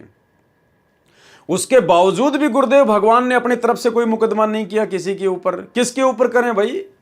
ये सभी तो परमात्मा के बच्चे हैं। क्या बाप अपने बच्चों के ऊपर मुकदमा करेगा? और अब हमें समझ में आ गया कि भले उन्होंने उपदेश नहीं ले रखा है, जगत वाले हैं, लेकिन है तो हमारे भाई बंधु। हम सभी एक परमात्मा के बच्चे हैं, सतलोक से आए हुए हैं। वो नादान है, काल की भांग पी रखी है, तो क्या हम ईंट का जवाब पत्थर से देंगे? क्या हम उनके साथ में लड़ाई झगड़ा करेंगे? फिर हमारे में और उनमें क्या अंतर हो गया? अरे फिर वो जगत वाले में और हम भक्तों में क्या अंतर हुआ फिर? अरे फिर उनके ऊपर प्रभाव कैसे होगा हमारे व्यवहार का, हमारे आचरण का, अगर हम लोग जैसे का तैसा ही जवाब देंगे तो ये परमेश्वर के विधान के खिलाफ है। आपके ऊपर यदि नाजायज किसी ने मुकदमा किया है, आपको परेशान कर रहा है, तो भाई आपने अपने गुरुदेव पर विश्वास रखना है। आपने अपनी भक्ति करनी है, अपने गुरुदेव से अरदास करनी है, विनती करनी है। करने दो, जिसने मुकदमा करना है वो करने दो, करने दो। क्या बिगाड़ लेगा हमारा? हमारे साथ में समर्थ है, अगर विश्वास है तो कुछ नहीं दाल गलेगी उसकी, कुछ भी दाल नहीं गलेगी। तो हम भक्तों ने शिक्षा लेनी है।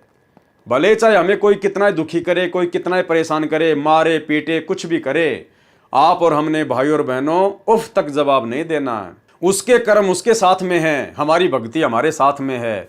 देखने वाला और अंत में फैसला करने वाला समर्थ जज, पूरी सृष्टि का जज सतगुरु रामपाल जी भगवान है और हम उस जज के बेटा बेटी हैं। हम उनकी शरण में हैं। फिर काई की दिक्कत है, काई की प्रॉब्लम है?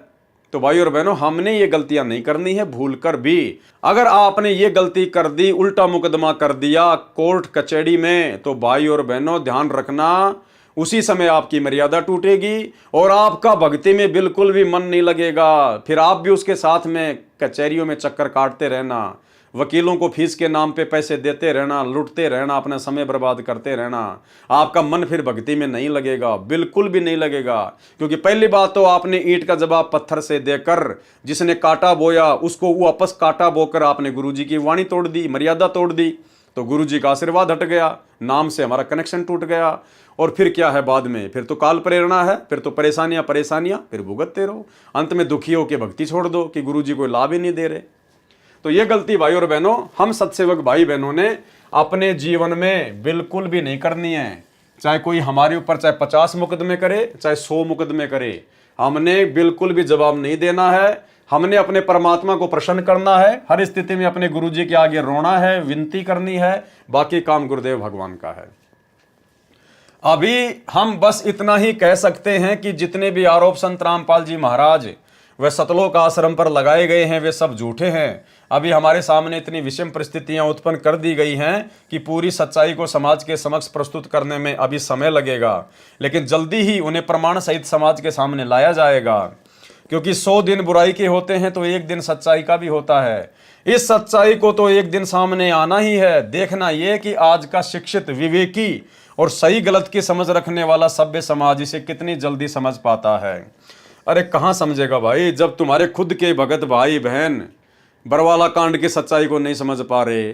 सात संगतियों के माध्यम से इतने अच्छे से वीडियो बना बना के गुरुजी के सत्संगों से प्रमाणित कर करके बताए जा रहे हैं।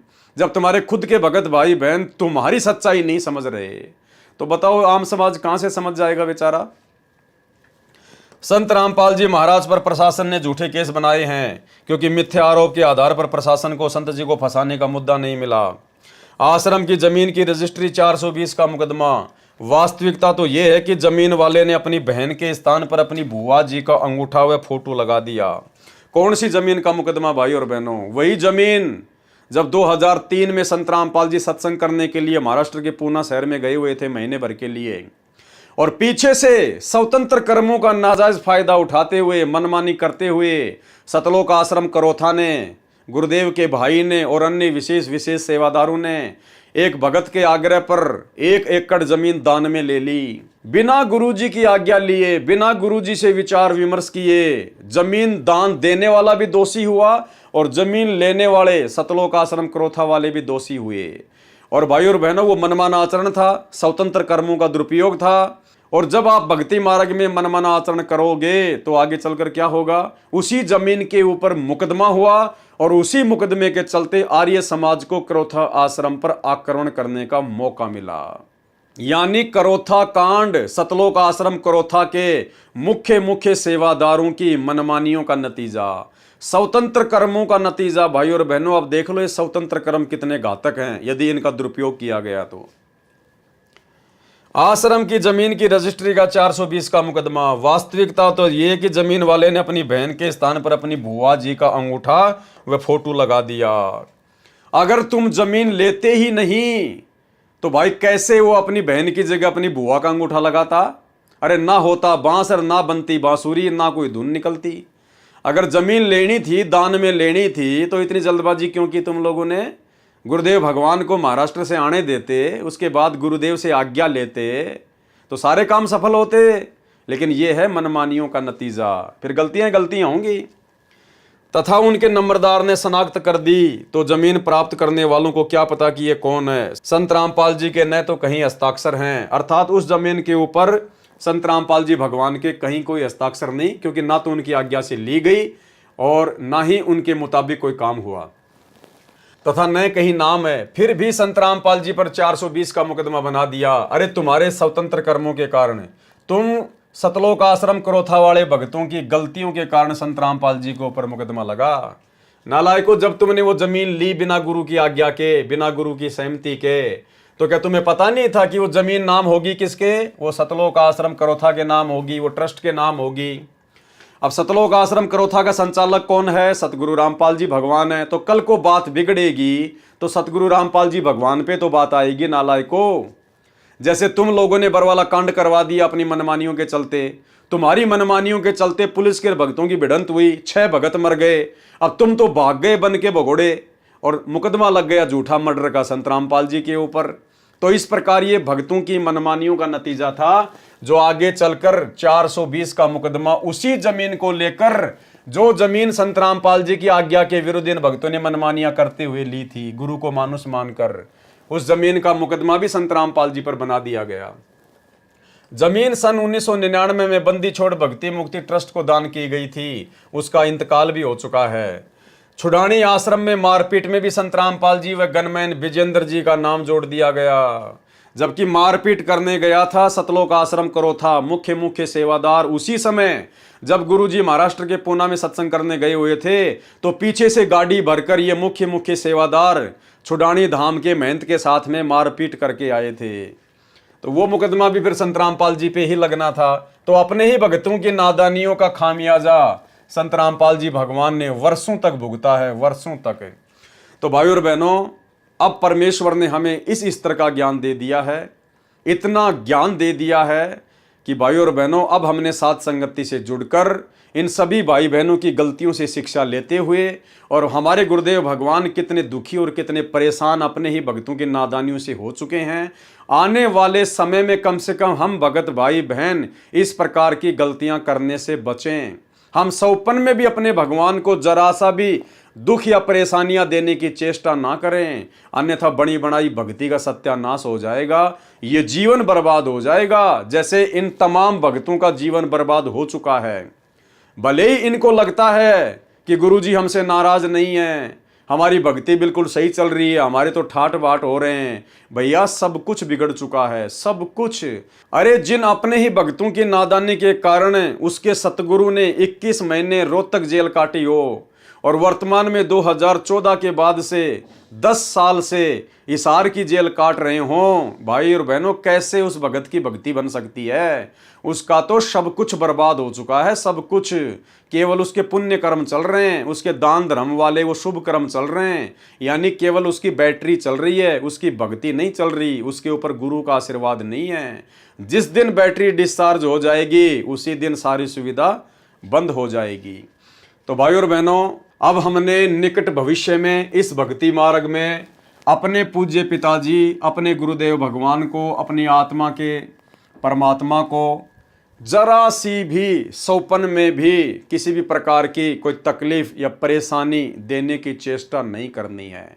सोचना भी नहीं है, देना तो बहुत दूर है। अगर हमने सोच भी लिया हमारा सब कुछ बर्बाद हो जाएगा। इस भक्ति मार्ग में सब कुछ ऑटोमेटिक चलता है। जिन बातों से ये गुरु दुख पावे उन बातों को दूर भगावे, उखाड़ के फेंक दो उन बातों को जिन बातों से हमारे गुरु जी को जरा भी तकलीफ हो। तो भाई और बहनों, ये सारी बातें आप जियों को समझ में आ चुकी है कि किस प्रकार से करोथा कांड हुआ, क्यों बरवाला कांड हुआ। खैर, बरवाला कांड के ऊपर हम कल रात्रि 9 बजे से भ्रष्ट जज को मार्ग नामक पुस्तक के माध्यम से वीडियो बनाना शुरू करेंगे।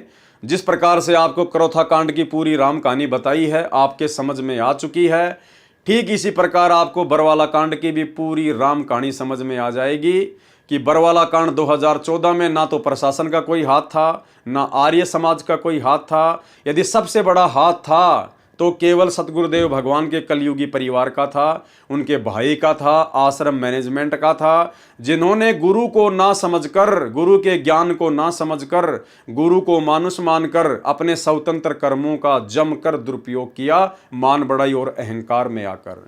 और वही मान बढ़ाई और अहंकार उनको भी ले डूबी। भले वर्तमान में ये लोग आश्रम खोलकर ठाट बाट कर रहे हैं, इनके पास में सारे ऐसो आराम के साधन है भक्तों के दान से, लेकिन असल में ये लोग अपना जीवन बर्बाद कर चुके हैं। क्योंकि जिन महामूर्खों की महागलती के चलते जिसका गुरु 10 साल से जेल में बैठने के लिए बाध्य हो, भाई और बहनों, उस भगत की भक्ति तो कभी सौपन में भी नहीं चल सकती, केवल उसकी बैटरी चल रही है। और बैटरी तो भाई जब तक उसके संस्कार है तब तक चलेगी, क्योंकि गुरु अपनी तरफ से किसी को लात नहीं मारता। राम किसी को मारे नहीं, मारे तो हत्यारा राम। ये परमात्मा अपने ऊपर दोष नहीं लेता। राम किसी को मारे नहीं, मारे तो हत्यारा राम। अपने आप ही मर जाएंगे कर कर खोटे काम। तो जब वो खोटे काम सामने आएंगे तब देखना भाई और बहनों क्या होता है क्या नहीं होता है। तो आप और हम भाई बहनों को सतगुरु रामपाल जी भगवान ने जो ये विशेष मौका दिया है साध संगति का, और साध संगति के माध्यम से परमात्मा जिस प्रकार अपने कर कमलों से लिखी गई पुस्तकों के माध्यम से या भक्तों के द्वारा लिखी गई पुस्तकों के माध्यम से जो खुलासे करवा रहे हैं, भाई और बहनों, अब निकट भविष्य में किसी भी प्रकार की गलती की कोई गुंजाइश नहीं होनी चाहिए। अब भी यदि हमने कोई गलती कर डाली, कोई मनमानी कर डाली भक्ति मार्ग में, इतना सब कुछ पता होने के बाद भाई और बहनों, हम जिंदगी में माफ नहीं किए जाएंगे। जिंदगी में बनी बनाई भक्ति का सत्यानाश कर डालेंगे। तो भाई और बहनों, सतगुरु रामपाल जी परमात्मा की आप और हमारे ऊपर इसी प्रकार छप्पर फाड़ मेहर बनी रहे। परमात्मा हम सबको सद्बुद्धि बख्शे, आप और हमें मर्यादाओं में रखकर भक्ति मार्ग पर इसी प्रकार से बनाए रखे। तो करोथा कांड के रहस्य को लेकर आज हमारा ये अंतिम वीडियो था। इसके बाद में कल रात्रि 9 बजे से हम बरवाला कांड के ऊपर वीडियो बनाना शुरू करेंगे। सभी भाई बहन रात्रि 9 बजे Facebook page Pawan Das is live पर जुड़िए। और भाई और बहनों, निकट भविष्य में गलती करने से बचिए। ये मौका जो हमें गुरुदेव भगवान ने आज दिया है समझने और समझाने का साथ संगति के माध्यम से, ये फिर नेक्स्ट कलयुग की पिछली पीढ़ी तक नहीं मिलेगा। और ज़रूरी नहीं है कि नेक्स्ट कलयुग की पिछली पीढ़ी में फिर हमारा मानव जन्म हो। यदि हम पार नहीं हो पाए तो वर्तमान में हमारी इतनी भक्ति बन गई है कि असंख्य युगों तक तो हम ब्रह्मलोक से महासुरग से ही नीचे नहीं आएंगे। तो बहुत लंबा चौड़ा काम हो जाएगा भाई और बहनों, फिर बात समझ में नहीं आएगी। इसलिए सभी भाई बहन गर्दन नीची करके आधीनी भाव से गुरुदेव से अपनी आंखों में आंसू निकालते हुए प्रार्थना करके रोते हुए कि परमात्मा बख्श देना, हे परमात्मा, हमसे वो गलती ना हो जाए जो गलती आपको मानुष मान के आज से पहले आपके परिवार ने की, उन बड़े बड़े सेवादारों ने की। तो भाई और बहनों, नीची गर्दन करके भक्ति पे लगे रहें। इसी में हमारा भला है, इसी में हमारा फ़ायदा है, बाकी हर जगह काली काल है। तो करोथा कांड के रहस्य को लेकर आज की वीडियो में केवल इतना ही। कल रात्रि 9 बजे सभी भाई बहन लाइव जुड़िए बरवाला कांड के ऊपर बनने वाले वीडियो में। तब तक सतगुरुदेव भगवान हमें आशीर्वाद दें, इजाज़त दें। बंदी छोड़ सतगुरु रामपाल जी भगवान की जय हो।